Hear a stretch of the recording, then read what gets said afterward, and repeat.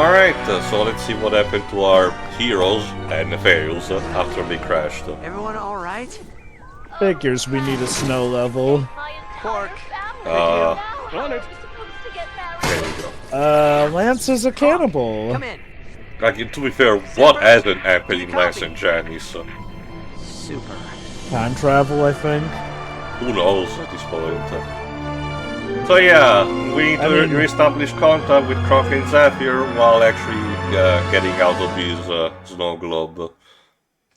Given that Ratchet and Clank like to be topical, I wouldn't be surprised if they had an episode of Lance and Janice where it turns out Lance is a sparkling vampire and Janice is a werewolf, and neither of their kind wants them to be together, but gosh darn it, they'll make it work, and thus create the first ever werewolf-vampire hybrid of their world. To be fair, Jova, that wouldn't have been that super topical because Underworld had kind of stopped being super, relevant by this point. I'm strictly talking about the whole vampires and werewolves thing. If I recall correctly, Twilight was still Well, you mentioned big Twilight, but again, the way you describe it fits more Underworld than Twilight. Yeah, I know Underworld was technically the one who... I forget, I don't know if it was the first, but it definitely made more popular the idea of a werewolf and vampire hybrid. Probably not the first, definitely, but, it was one that, similar to a lot of other concepts, introduced it aggressively back in the early 2000s, so, it's, right now is in the collective mind of all people. The Underworld franchise did return eventually. I think around this time this movie was made, there was, like, a prequel that had been released not too long in theaters. I know because I got to see that one for some reason. But, I don't know. Uh-oh. Also, I see someone was a fan of Twin Sanity's Humila Skate sections. Thankfully we don't get to, ride on the other partners. But it seems that there are creatures here that are a bit too strong to be captured by Emphemeris.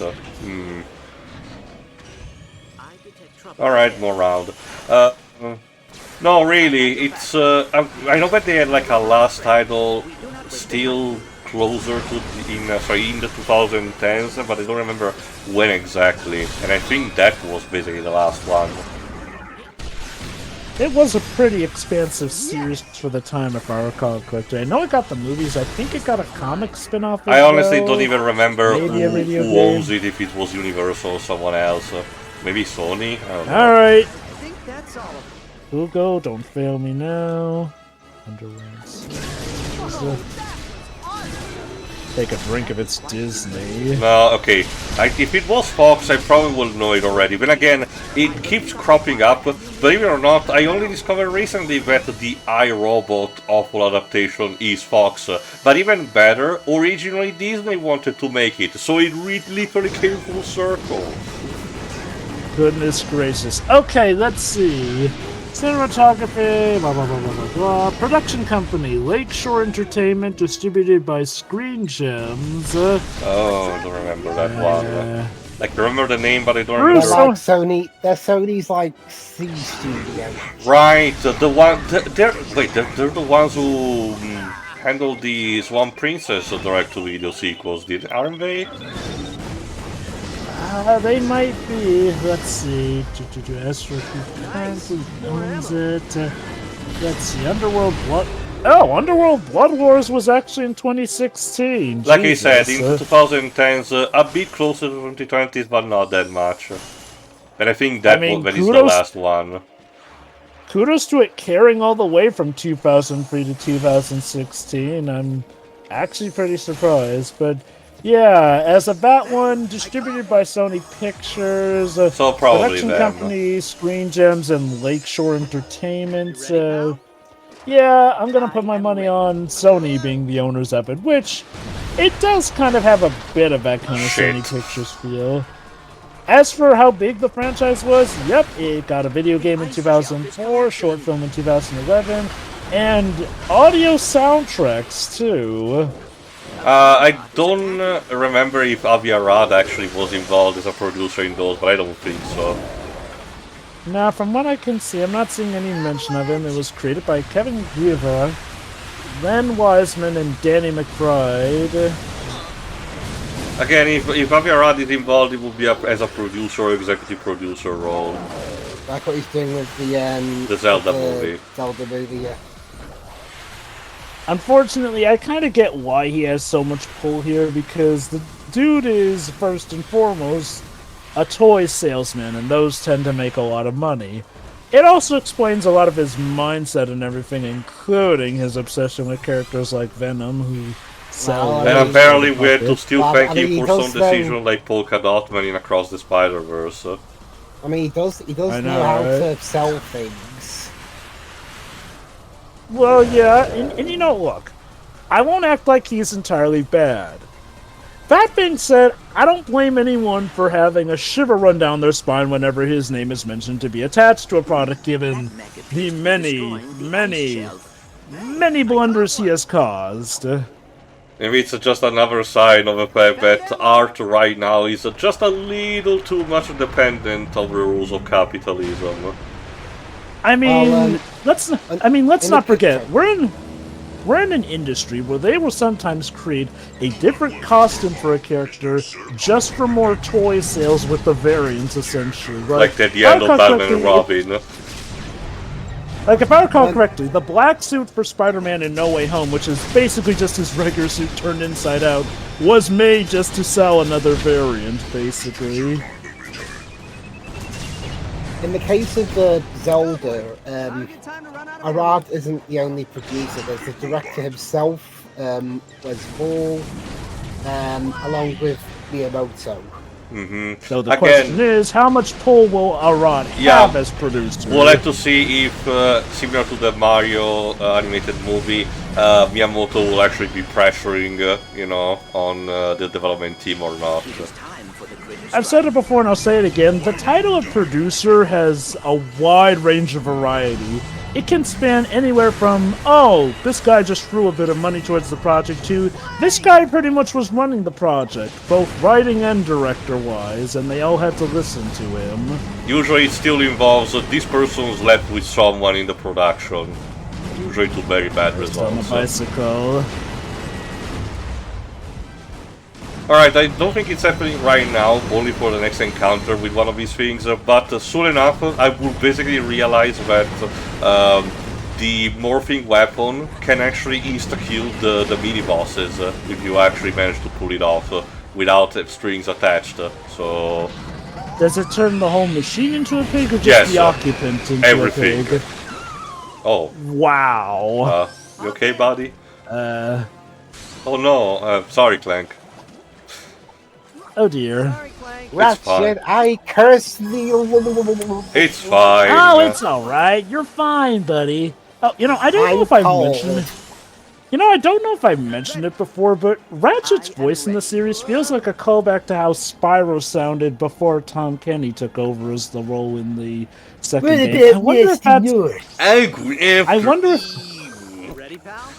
I wonder if that was kind of the intention as a bout of a spiritual successor in that regard. I mean, I'm not entirely sure, especially considering that, as I mentioned a couple of times, the dub that we got for the original PS1 version of the Spyro games was atrocious here regardless, in all three games, so... and I can tell you that Ratchet's voice for this franchise, even with the voice actor change that they got since Tools of Destruction, was still fairly normal. Yes, I don't like it as much as the original one, but it's still consistent compared to what was the dub of the first three Spyro games.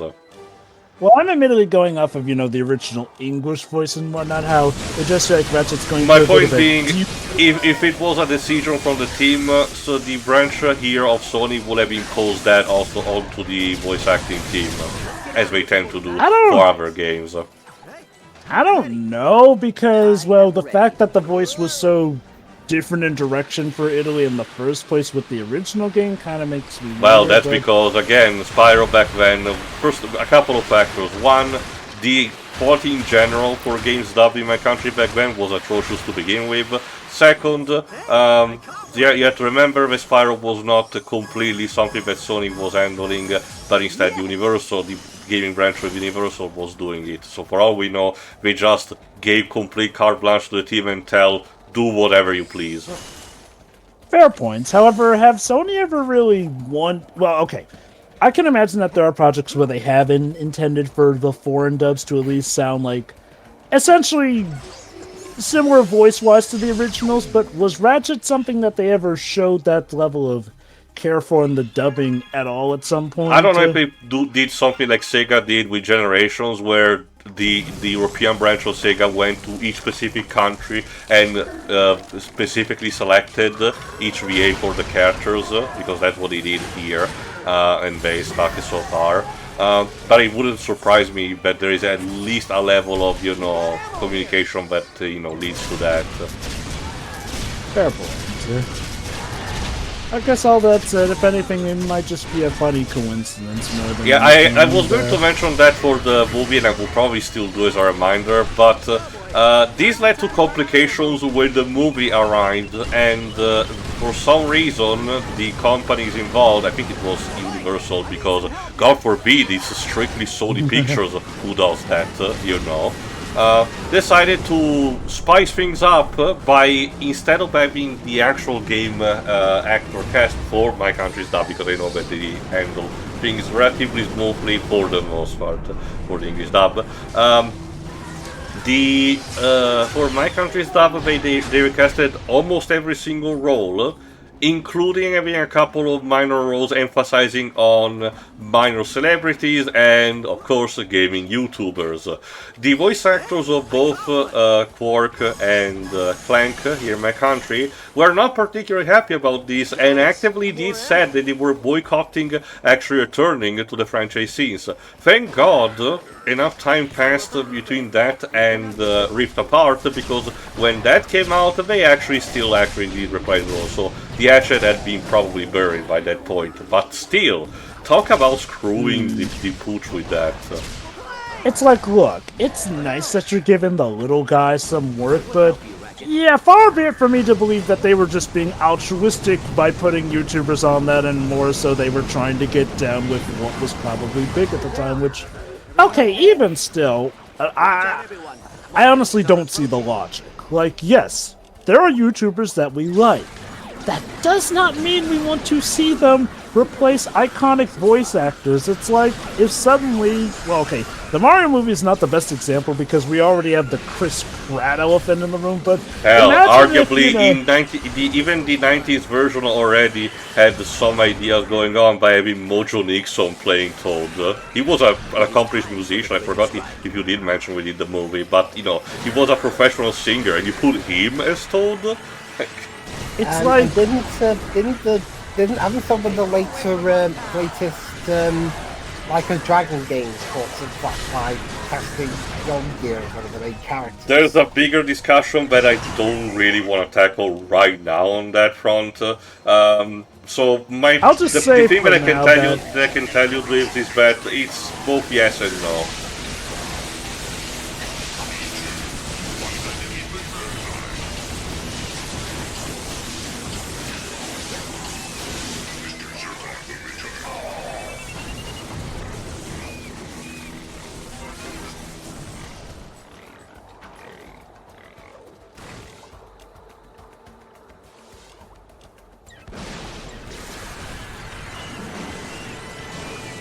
Again, if anything, a case more similar to what happened would be, well, what happened with Metal Gear Solid 5, unfortunately. Thankfully, right now, all the parties involved very hatchet on that too, including, the actors involved, David Hayter and Kiefer Sutherland, including them. But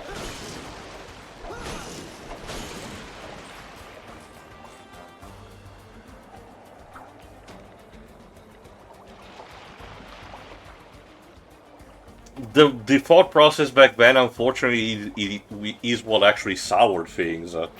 Also because, again, you just want a celebrity there. It could be for monetary reason, but I can believe Kojima did not do that for the money, but because he's genuinely a passionate fan of the movie industry, So I can believe it was not for greedy action, but the heart was still not in the right place, I can tell that. Yeah.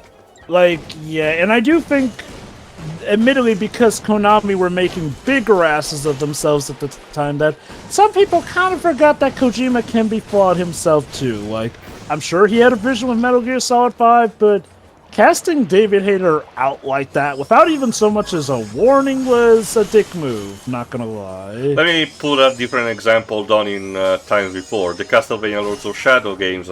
Those employ almost exclusively, celebrities and some high-profile VAs for the role, of particularly Robert Carlyle and Patrick Stewart. But because they pretty much started with that, without having anyone to be replaced, it's a bit better, albeit, still feeling like you want a big name on the product. But at the very least, you're not screwing anyone over it. So. Lord of Shadows gets a pass because, well, first and foremost, it's a different lineage of stuff, and yeah, it wasn't really replacing any iconic actors. I guess, to be fair, Castlevania itself doesn't have the most consistent cast anyway, sadly, essentially. But, in more recent times, they managed to actually stick around. The only major exception would be Judgment, but otherwise, for example, Simon Belmont has been voiced by Keith Silverstein consistently in all of his appearances. Same for Richter for his VA, I forgot which specific one, or Dracula with Patrick Swayze. Vampire Survivors, I know that used a couple of different ones recently, but it's for the most part they kept the same. Refresh my memory. Did they ever bring back the actor who played Dracula in Castlevania Symphony of the Night in any sort of... Can you specify the version? What is a man but a miserable pile? Okay, so the PlayStation version. No, remember, the entire point of the PSP version onward for Konami was to replace the entire cast with voice actors that were deemed more fitting and change the script for no particular reason.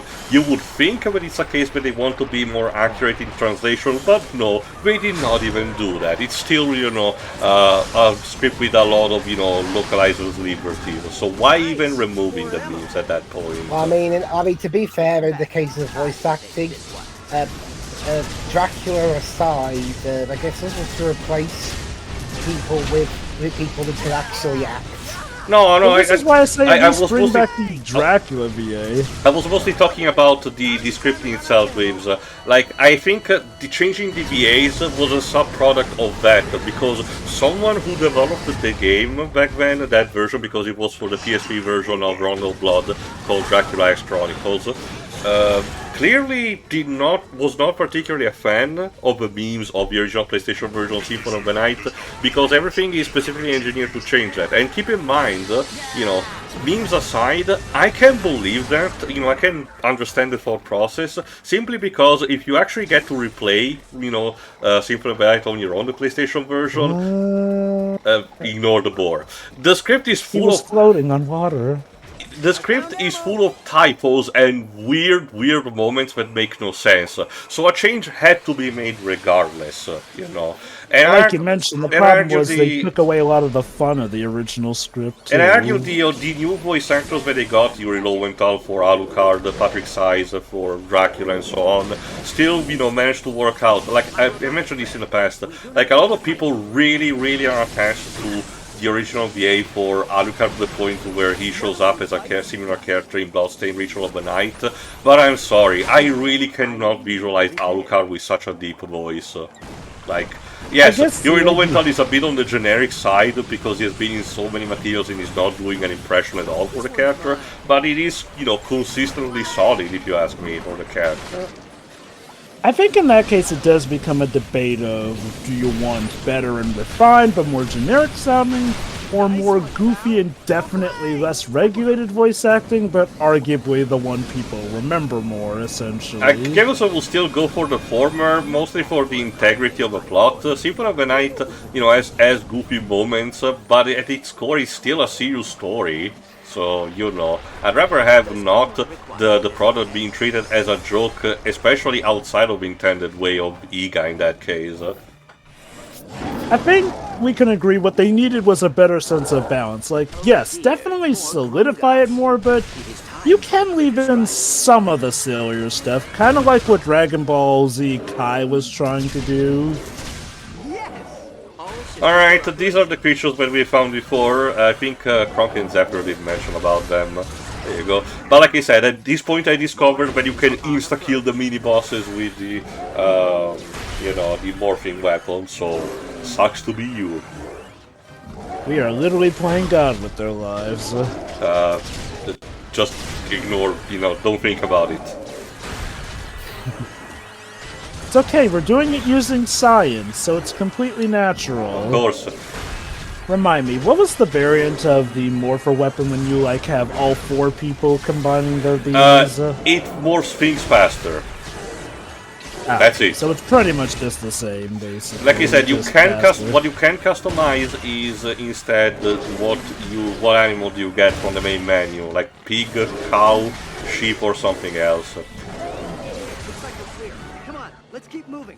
Rookies! Come in, rookies! If you can hear this transmission, we're sending down an apogee pod!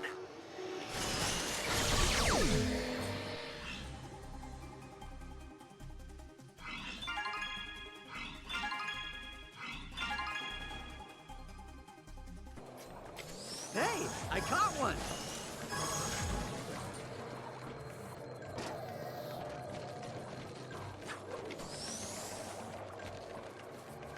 Hey, I caught one.